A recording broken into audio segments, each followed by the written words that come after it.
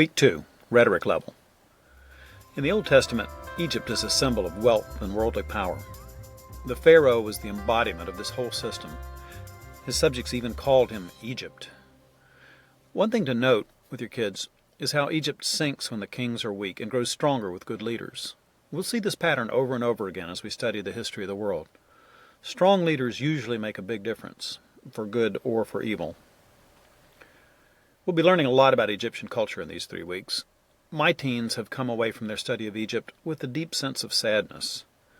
It was such a magnificent civilization, and yet it was so lost spiritually. The pyramids still stand after so many thousands of years, yet when all is said and done, all they are tombs. So many people spent so much effort to defeat death, but death won. The Egyptians believed they could enjoy the afterlife if they prepared for it, so they laid up treasures for eternity, or tried to.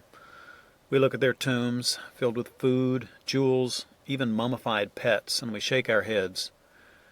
We joke at the thought of a hearse pulling a U-Haul. But then you see a car with a bumper sticker that says, "He who dies with the most toys wins."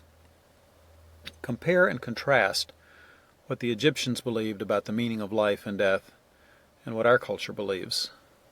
It can be sobering. If you look through your copy of Tapestry of Grace, you'll see that the sections are divided up by colors. Take a look through it sometime. It'll serve your wife to know that you know what she means by phrases like the student activity pages. They're color-coded blue, by the way. One color-coded section is provided especially for dads. We call this the pageant of philosophy. The pageant was designed for students at the rhetoric level. This is the first week that the pageant appears, and in this section you'll meet Simplicio, the central character. Simplicio is a youth who's full of questions. This week, Simplicio meets wisdom from the book of Proverbs. Unfortunately, Simplicio isn't happy with what wisdom has to say. He's looking for a truth that he can prove for himself, not for a faith-based wisdom that begins with the fear of the Lord. Try reading through this script this week with your rhetoric student.